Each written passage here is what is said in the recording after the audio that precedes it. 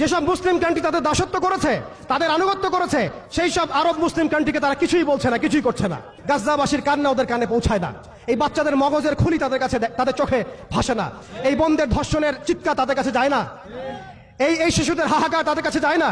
এক ফোঁটা পানির জন্য তারা কাঁদছে, এই কান্না তাদের কাছে যায় না। তাদের এই হৃদয় নেফাক দিয়ে এমন ভাবে পরিপূর্ণ হয়ে গেছে, এই মানবতাহীনতার এই কাজগুলো, দৃষ্টান্তগুলো ওদের কলবের মধ্যে কোনোই দাগ কাটছে না। যেসব মুসলিম কান্ট্রি তাদের দাসত্ব করেছে, তাদের আনুগত্য করেছে, সেই সব আরব মুসলিম কান্ট্রিকে তারা কিছুই বলছে না, কিছুই করছে না।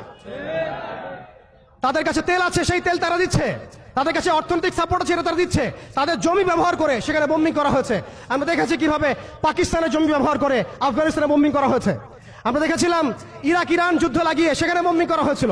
আমরা লিবিয়া, সোমালিয়া, মালি, এই তারপরে আপনার ইয়েমেন, জর্ডান, লেবানন, প্রত্যেকটা জায়গার মিসাল দিতে পারি যেখানে মুসলিম ভূমিগুলোকে ব্যবহার করে তারা মুসলিমদের উপর বোম্বিং করেছে আর মুনাফিকদেরকে তাদের সহযোগী হিসেবে রেখেছে।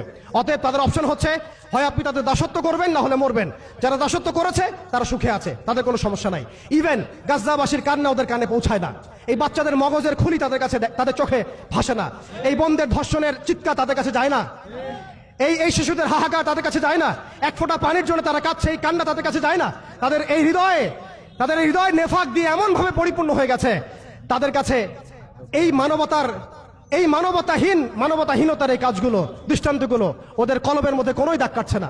প্রিয় ভাইরা, এটা কেন হয়েছে? তাদের নেফাকির কারণে। অতএব আপনি যদি দাসত্ব করেন, নেফাকিতে চলে যান, আপনারও কোনো সমস্যা হবে না। কিন্তু আমি অনেস্টলি প্রশ্ন করতে চাই, আপনার মধ্যে কি আল্লাহর ভয় নাই? আপনার আমার মধ্যে কি কাল কিয়ামতের মাঠে জবাবদিহিতার ভয় নাই? আপনি আমি কি লা ইলাহা ইল্লাল্লাহ বিশ্বাস করি না? আপনি আমি কি মুহাম্মদুর রাসূলুল্লাহ বিশ্বাস করি না? আপনি আমি কি মুহাম্মদ রাসূলুল্লাহর উম্মত নই? অতএব আমরাও কখনোই কারো দাসত্বের দিকে যাব না ইনশাআল্লাহ। আমরাও ইনশাআল্লাহ তাআলা কোশ্চেন কালে এই জায়নিস্ট মুভমেন্টের, এই পশ্চিমাদের, এই দাজ্জালের অনুসারীদের দাসত্বের মধ্যে কখনো যাব না ইনশাআল্লাহ। তারা আমাদেরকে অপশন দিয়েছে, হয় দাসত্ব করো, না হলে মরো। আমরাও বলে দিব, আমরা ইনশাআল্লাহ তাআলা শহীদ হয়ে যাব, তবু তোমাদের দাসত্ব করবো না ইনশাআল্লাহ। আমাদের প্রথম করণীয় হচ্ছে ভাই, আপনার আমার সচেতনতা তৈরি করা। আপনি আমি এখনো ঘুমাচ্ছি। তারা বিশ্বকে গ্রাস করার ষড়যন্ত্র করেছে বিগত 200 বছর থেকে। আমরা ঘুমিয়ে আছি।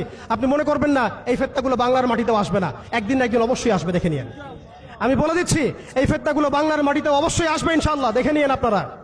এবং সারা বিশ্বকে গ্রাস করার যে পায়তারা তারা করেছে, এটা নতুন কোনো এজেন্ডা নয়, এটা ওদের সুদূর প্রসারী 100 বছরের প্ল্যান। আমাদেরকেও একটা সুদূর প্রসারী পরিকল্পনা করে আগাতে হবে। শুধু আবেগ দিয়ে, একদিনের শোডাউন দিয়ে, একটা লং মার্চ দিয়ে, একটা মিছিল দিয়ে, একটা পতাকা উড়িয়ে আপনি সমস্যার সমাধান করতে পারবেন না। সবার আগে আমাদেরকে সচেতন হতে হবে, হীনমন্যতা ত্যাগ করতে হবে, নবী সাল্লাল্লাহু আলাইহি ওয়াসাল্লামের সেই ভবিষ্যৎবাণীর দিকে চোখ রাখতে হবে, এবং সামনে যে মুসলিমদের হাতে বিশ্ব আসবে, এই ইস্তেকামত আপনার কলবের মধ্যে বদ্ধমূল থাকতে হবে। দ্বিতীয় বিষয় হচ্ছে, আমাদের সবাইকে নৈতিকভাবে দীক্ষিত হতে হবে, ইমানের শিক্ষায় দীক্ষিত হতে হবে। সবাইকে জীবন নিয়ে সিরিয়াস হতে হবে। নিজের জীবনটাকে, আমলটাকে, আখলাকটাকে আল্লাহর জন্য ঢেলে সাজাতে হবে। নবী সাল্লাল্লাহু আলাইহি ওয়াসাল্লাম সুন্নাহ মাফিক জীবনযাপন করতে হবে। এর সাথে আমাদের রাষ্ট্র ব্যবস্থায় যারা আছেন, সরকারে যারা আছেন, প্রশাসনে যারা আছেন, সমস্ত ভাইদেরকে মহব্বতের সাথে দাওয়াত দিতে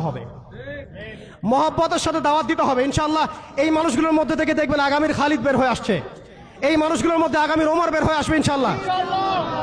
আমাদের পুলিশ ভাইদেরকে, আনসারদেরকে, বিজিবিকে, সেনাবাহিনীকে, আমাদের ঊর্ধ্বতন কর্তৃপক্ষকে, এমনকি এমপি মন্ত্রী সবাইকেই এই বিশ্বের বর্তমান প্রেক্ষাপট সহ ভবিষ্যৎ এবং বাস্তবতাটাকে বোঝাতে হবে।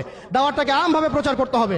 একই সাথে আমাদের দেশের মধ্যে যত ইসলামিক দল আছে, যত ইসলাম ভাবাপন্থী, ইসলামিক মনোভাব সম্পন্ন মানুষ আছে, তাদের সবার মধ্যে একটা ঐক্যবদ্ধ প্ল্যাটফর্ম নিয়ে আসতে হবে। এখানেও যদি আপনি সাম্প্রদায়িক হয়ে যান, আপনি আগামীতে বাংলাদেশের কনফ্লিক্ট এড়াতে পারবেন না। আমরা সেই যুদ্ধে জিততে পারবো না। আমাদের অনৈক্যই হচ্ছে আমাদের সবচেয়ে বড় দুর্বলতা। এই অনৈক্যটাকে আমাদেরকে দূর করতে হবে। আল্লাহ পাক তৌফিক দান করেন। আমরা সর্বমহলে দাওয়াতের কাজ করব, সবাইকে আমভাবে দাওয়াত দিব, সারা বিশ্বের বর্তমান অবস্থা বুঝাবো, ভবিষ্যৎটা বুঝাবো এবং বাস্তবতাটাকে বুঝাবো ইনশাআল্লাহ। একই সাথে আমরা ঐক্যবদ্ধ হয়ে যাব, জীবন নিয়ে সিরিয়াস হয়ে যাব। আমরা আমাদের জায়গা থেকে যা পারি, যার যা সামর্থ্য আছে, বলতে পারলে বলবেন, লিখতে পারলে লিখবেন, অর্থনৈতিক সহযোগিতা করতে পারলে সেটা করবেন। আপনি যদি ভালো স্কলার হন, আপনি ইলম দিয়ে খেদমত করবেন। আপনি পলিটিক্যাল লিডার হলে আপনি পলিটিক্স দিয়ে খেদমত করবেন। ইকোনমিস্ট হলে ইকোনমি দিয়ে খেদমত করবেন। আপনার মধ্যে প্রযুক্তিগত যদি উৎকর্ষ থাকে, সেটা দিয়ে আপনি উম্মাকে খেদমত করেন। যার মধ্যে আল্লাহ পাক যা দিয়েছেন তাই দিয়েই আমাদেরকে এই যুদ্ধে শরীক হতে হবে ইনশাআল্লাহ। মনে রাখবেন, দাঁড়ান, মনে রাখবেন, জিহাদ শুধুমাত্র একটা আবেগের নাম নয়, জিহাদ হচ্ছে একটা পরিকল্পিত পদক্ষেপ। আপনি খেয়াল করে দেখেন, আজকে আমরা এই জায়গায় চলে আসছি শুধুমাত্র একমুখী, তাদের সামরিক আগ্রাসনের ভিত্তিতে নয়। আমাদের সেনাবাহিনী কম নাই, আমাদের জমি কম নাই, আমাদের দেশ কম নাই, আমাদেরও প্রযুক্তি কম নাই। তাহলে আমরা এই পর্যায়ে কেন আসলাম?